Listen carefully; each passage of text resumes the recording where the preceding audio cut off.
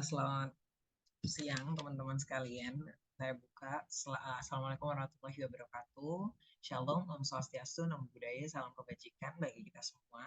Perkenalkan, saya Insan Kamil selaku Ketua Umum daripada NLC Indonesia tahun 2023. Di mana pada kesempatan hari ini saya akan memberikan terkait dengan sosialisasi apa saja mungkin sebagian garis besar terkait dengan anggaran dasar dan anggaran rumah tangga daripada NLC Indonesia. Harapan saya adalah teman-teman sekalian, terkhusus dari anggota NLC Indonesia, dapat mempelajari dan terkhusus dalam hak dan kewajiban daripada masing-masing anggota. Serta saya disclaimer, bila teman-teman sekalian memiliki keberatan ataupun memiliki pemikiran untuk terlepas daripada dan juga melepas hubungan kerjasama dengan NLDC Indonesia, disinilah saatnya gitu ya.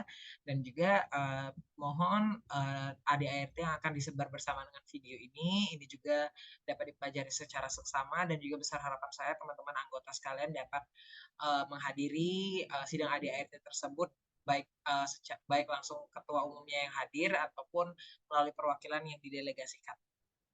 Oke. Dan juga untuk file ADART yang akan kita bahas itu akan di-share bersama dengan tautan yang ada di video video ini ya. Oke, baik. Aturan yang pertama yang akan kita bahas yang pertama adalah terkait dengan NLDC Indonesia itu lahir pada tanggal 6 Juni 2020 atas prakarsa 6 mahasiswa yang mana kesemuanya itu berasal daripada debaters pada tahun tersebut ya.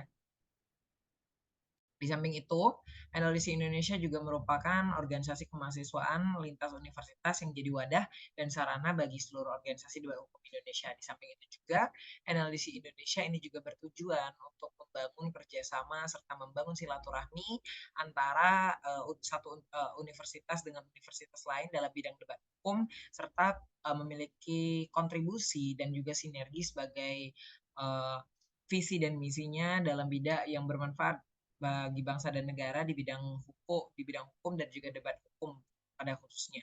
Dan pada tahun 2023 ini, NLDC Indonesia sudah memiliki 59 anggota organisasi yang bernaung di bawah NLDC Indonesia sebagai mitra.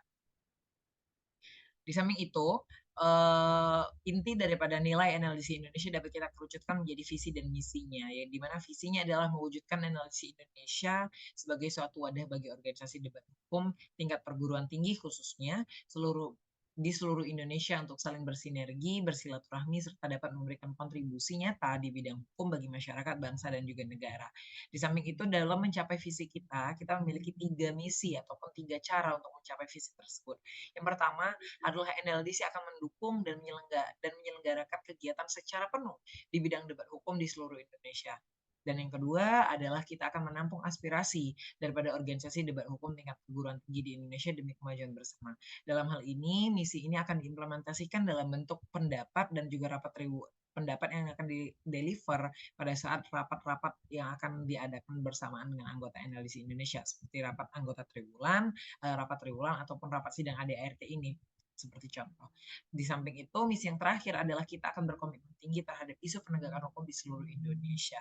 Hal ini diimplementasikan dalam bentuk NLDC-pedia dan juga NLDC Magazine yang akan diluncurkan pada akhir kepengurusan nanti. Di samping itu, kita juga memiliki 3 nilai utama, yakni adalah silaturahmi, sinergi, dan juga kontribusi.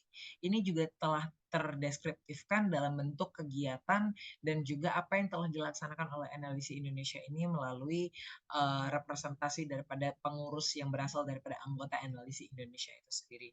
Untuk menjalin silaturahmi, serta membangun dan juga memastikan terjadinya sebuah hubungan kerjasama dan mitra, serta NLDC Indonesia akan berkontribusi untuk memberikan manfaat sebesar-besarnya bagi negara kesatuan Republik Indonesia. Di samping itu, kita memiliki 5 tujuan utama dalam pembentukan NLDC Indonesia. Yang pertama adalah menjadi sebuah wadah bagi seluruh organisasi ataupun komunitas debat di seluruh Indonesia. Di samping itu juga kita akan melakukan koordinasi penanggalan perlombaan tingkat nasional. Di samping itu juga kita akan melakukan penghimpunan informasi ataupun korespondensi dalam bentuk program kerjasama acara setiap universitas. Dan juga kita akan melaksanakan program program-program kerja organisasi debat hukum yang secara berskala akan selalu bermanfaat. Di samping itu juga kita akan menjalin relasi baik dengan mahasiswa ataupun dengan perusahaan ataupun dengan organisasi yang memang sekiranya ini akan berkaitan dengan hukum ataupun institusi yang berbadan hukum dan debat hukum pastinya untuk mencapai perkembangan organisasi ataupun anggotanya. Kita memiliki logo NLDC Indonesia yang memiliki filosofi sebagai berikut. Ini juga dapat dibaca secara seksama melalui dapat dibaca secara seksama di ADART NLDC Indonesia juga. Nah, setidaknya di sini saya akan membagi ya ADART ini menjadi 4 aturan utama ya, 4 aturan secara garis besar yang mungkin teman-teman sekalian dapat baca secara seksama dan juga mendetail di ADART yang akan disampaikan nantinya. Baik, yang pertama adalah dari segi kepengurusan ya. Pengurus NLDC Indonesia adalah mahasiswa hukum ya yang masih aktif yang telah mengikuti proses penerimaan dan juga pengesahan anggota baru. Pengurus NLDC Indonesia tergabung dalam organisasi debat hukum yang telah terdaftar menjadi bagian daripada NLDC Indonesia. ADART kita mengatur terkait dengan masalah kepengurusan. Ini menyangkut terkait dengan fungsi pengurus, hak dan kewajiban pengurus, hak dan kewajiban koordinator wilayah, hak dan kewajiban staf, serta penghargaan bagi pengurus dan juga staf itu sendiri. Di samping itu, struktur kepengurusan NLDC Indonesia ini langsung dibawahi oleh Ketua Umum NLDC Indonesia dan juga akan dibantu oleh 2 wakil ketua umum ya yang di mana masing-masing ketua umum ini akan memegang 2 divisi, di mana wakil ketua umum 1 memegang divisi internal dan juga HPDD atau Humas Publikasi, Dokumentasi dan Desain, serta wakil ketua umum 2 ini akan langsung menaungi divisi eksternal dan juga divisi pengembangan organisasi. Dan juga untuk koordinator wilayah, bendahara dan sekretaris akan berada langsung di bawah koordinasi Ketua Umum NLDC Indonesia dan juga akan bekerja sama dengan wakil ketua umum yang lain. Di samping itu, untuk regulasi yang kedua kita, yakni adalah mengenai sanksi pengurus. Sanksi pengurus ini akan dibagi menjadi 2, yakni adalah pertama adalah surat pengeringatan dan juga surat pemberhentian. Terkait dengan surat peringatan, ini akan diberikan sebanyak 3 kali, ya, pertama, kedua, dan ketiga dengan masing-masing jarak 1 bulan setelah menerima surat peringatan sebelumnya. Nah, di mana surat peringatan ini diberikan kepada NLDC Indonesia, di mana apabila setidaknya memiliki 3 alasan utama. Yang pertama adalah melakukan tindakan yang bertentangan dengan anggaran dasar ataupun anggaran rumah tangga dan peraturan NLDC Indonesia yang telah ditetapkan. Yang kedua adalah melakukan pelanggaran yang merugikan NLDC Indonesia baik secara material ataupun non material. Dan yang ketiga adalah tidak melaksanakan kewajiban sebagai pengurus NLDC Indonesia. Ketiga-tiganya ini akan didapatkan baik bisa saja secara bergantian ataupun secara terus-menerus. Di samping itu, untuk masalah surat pemberhentian ini akan diberikan setelah menerima 3 kali surat peringatan ya pada masa kepengurusan. Dan juga surat pemberhentian ini berisi pemberhentian jabatan secara tidak terhormat terhadap pengurus NLDC Indonesia. Nah, selanjutnya adalah pengaturan yang terkhusus untuk keanggotaan bagi UKM ataupun UKK debat. Yang pertama adalah alur pengunduran diri anggota. Untuk pengunduran diri anggota ini, setiap organisasi debat hukum ini yang ingin mengundurkan diri wajib membuat pernyataan surat pengunduran diri dan diserahkan kepada pengurus inti sebelum pelaksanaan rapat triwulan perdana setiap kepengurusan NLDC Indonesia. Dan yang kedua adalah komunitas ataupun organisasi debat hukum wajib mengikuti rapat tertutup yang dihadiri oleh perwakilan pengurus NLDC Indonesia dan organisasi ataupun komunitas debat hukum yang bersangkutan. Dan yang ketiga adalah pembahasan keluarnya anggota NLDC Indonesia akan dilaksanakan pada rapat triwulan perdana setiap awal kepengurusan sebagai bentuk tindak lanjut daripada rapat tertutup.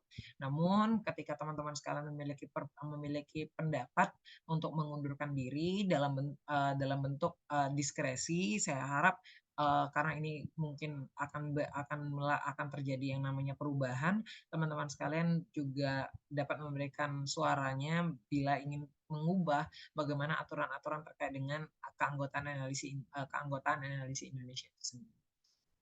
Nah, di sini saya akan menjelaskan bagaimana hak anggota dan juga kewajiban anggota NLDC Indonesia dalam hal ini adalah organisasi ataupun UKM UKK. Yang pertama adalah hak. Hak anggota NLDC Indonesia ini berhak memberikan ya ataupun berkontribusi dalam kepengurusan NLDC Indonesia maksimal 5 orang ya, 5 anggota dalam kepengurusan NLDC Indonesia per tahunnya. Dan juga yang kedua, setiap organisasi ataupun komunitas dapat menyampaikan pesan, kritik ya baik secara tulisan ataupun lisan yang langsung disampaikan ke kepengurusan NLDC Indonesia itu sendiri. Hak anggota yang ketiga ya, sorry. Yang ketiga, hak anggota NLDC Indonesia dapat mengikuti musyawarah ataupun rapat NLDC Indonesia yang menghasilkan suatu keputusan bersama. Contohnya adalah sidang ADRT ini dan juga kemungkinan dapat memberikan kontribusinya dalam musyawarah besar nanti dalam memilih ketua. Dan juga setiap organisasi ataupun komunitas berhukum berhak mengikuti kegiatan eksklusif yang diadakan oleh NLDC Indonesia. Contohnya adalah NLDC Legal Competition dan juga NLDC Internal Debate Session nanti. Dan juga untuk terkait dengan masalah kewajiban anggota, pertama adalah setiap organisasi ataupun UKM UKK ini berkewajiban untuk menjaga nama baik NLDC Indonesia itu sendiri. Dan kedua, kewajiban anggota NLDC Indonesia adalah mematuhi peraturan dan juga keputusan yang telah disepakati bersama ketika terdapat keputusan-keputusan yang dimaksud.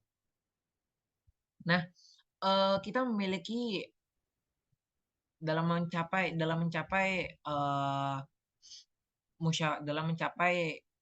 atau mencari keputusan ataupun membuat keputusan dengan anggota NLDC Indonesia, kita memiliki mekanisme yakni adalah mekanisme musyawarah kolektif. Ya, musyawarah kolektif ini terdiri dari musyawarah besar dan rapat luar biasa dan juga rapat triwulan yang sering akan kita laksanakan. Teman-teman sekalian dapat membaca ketiga musyawarah ini secara detail melalui anggaran dasar dan anggaran rumah tangga yang dimaksud yang akan dilampirkan. Teman-teman sekalian dapat langsung menghubungi kontak baik melalui koordinator wilayah ataupun melalui laman official Instagram pribadinya NLDC Indonesia di @NLDC Indonesia. Di samping itu, pada kesempatan ini juga saya akan menjelaskan secara singkat bagaimana mekanisme sidang ADART NLDC Indonesia itu sendiri. Ya. Baik. Sidang ADART NLDC Indonesia ini merupakan forum ya di mana anggota dan juga pengurus ini untuk berkumpul, membahas dan juga mengesahkan dokumen-dokumen ADART tersebut. Sidang ini berfungsi untuk memastikan bahwa ADART ini sesuai dengan kebutuhan dan juga tujuan organisasi, serta memperoleh persetujuan dari anggota organisasi sebelum diimplementasikan. Ya. Nah, selanjutnya adalah sistem yang akan kita gunakan adalah sistem fraksi, di mana sistem ini akan dipimpin langsung oleh presidium, namun setiap fraksi ini akan dipimpin oleh masing-masing ketua fraksi, di mana pemimpin fraksi ini bertanggung jawab untuk mengkoordinasikan aktivitas anggota fraksi tersebut. Pemimpin fraksi akan berkomunikasi dengan anggota fraksi, membantu merumuskan strategi dan juga memastikan kehadiran dan juga partisipasi anggota dalam rapat. Dalam hal ini, mohon maaf fraksinya ini untuk slide fraksinya ini belum saya ubah. Fraksinya akan dibagi menjadi 6 fraksi, di mana fraksi yang dimaksud adalah fraksi pengurus inti, fraksi internal, fraksi eksternal, fraksi pengembangan organisasi, fraksi humas publikasi dan dokumentasi, dan juga fraksi korwil nanti ya, di mana untuk fraksi alumni dan anggota ini akan menjadi peserta peninjau ya, di mana alumni dan anggota dapat memberikan hak berbicara namun tidak memiliki hak hak voting ataupun hak suara dalam menentukan sebuah keputusan. Nah, mekanisme fraksi dalam sidang ADART ini bagaimana? Karena saya sudah sebutkan tadi bahwa setiap fraksi akan dipimpin oleh ketua fraksi dan juga sidang ini akan dipimpin oleh tiga orang pemimpin sidang yang disebut dengan presidium. Ya. Di samping itu, penyampaian suara fraksi ini harus diberikan melalui ketua fraksi ataupun deliver oleh ketua fraksi. Namun ketika anggota fraksi ingin menyampaikan suara gitu ya, menyampaikan aspirasi ataupun lain hal sebagainya, ini dapat langsung diberikan namun atas dasar persetujuan ketua fraksi terlebih dahulu. Nah, Untuk pengambilan keputusan ini akan dilaksanakan secara voting dan juga akan lebih detail akan dijelaskan melalui tata tertib yang akan dibacakan oleh presidium sidang pada hari H nanti. Ini adalah ilustrasi persidangan dan juga kita sudah menyediakan video tutorial di YouTube-nya NLDC Indonesia. Silakan untuk ditonton bersama dengan channel YouTube ini ya. Tetap ya, mungkin itu saja yang dapat saya sampaikan. Silakan untuk besar harapan saya dapat teman-teman sekalian dapat memberikan kontribusi dan juga aspirasinya dalam sidang ADRT pada kali ini. Saya tutup. Wassalamualaikum warahmatullahi wabarakatuh. Shalom, Om Santi Santi Santi, Om Rahayu Namo Buddhaya.